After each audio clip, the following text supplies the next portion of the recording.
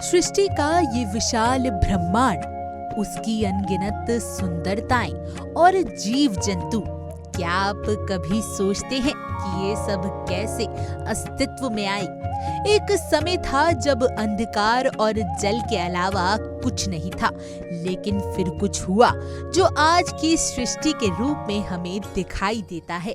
ये अनमोल रचना ब्रह्मा जी द्वारा की गई थी, जिन्होंने सृष्टि के हर तत्व को आकार दिया। सृष्टि की रचना की कहानी सदियों से हमारे पुराणों में बसी हुई थी। जब ब्रह्मा जी प्रकट हुए तब सर्वत्र अंधकार और जल था। भगवान विष्णु की नाभि से एक विशाल कमल का फूल प्रकट हुआ और उसी कमल में ब्रह्मा जी का जन्म हुआ।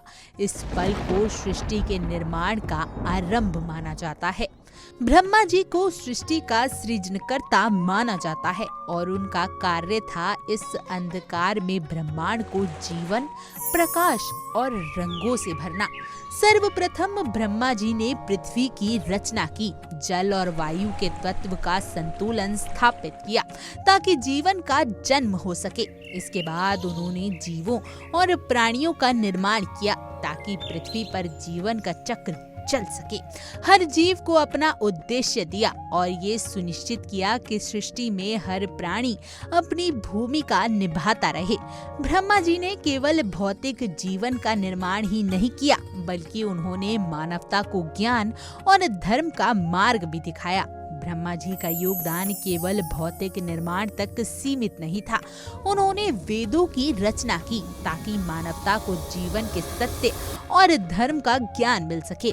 ब्रह्मा जी ने सृष्टि में हर प्राणी को उसका उद्देश्य समझाया ताकि वे अपने जीवन को सही दिशा में आगे बढ़ा सके।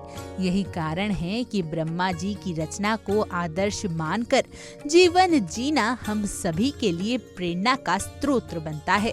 सृष्टि का ये क्रम, ब्रह्मा जी द्वारा रचित ये संसार हमें जीवन के वास्तविक उद्देश्य को समझाने की प्रेरणा देता है। ब्रह्मा जी ने न केवल सृष्टि बनाई, बल्कि हमें ये भी सिखाया कि हमारे जीवन का उद्देश्य केवल भौतिक सुखों का आनंद लेना नहीं है, बल्कि अपने कर्तव्यों और धर्म का पालन करना है।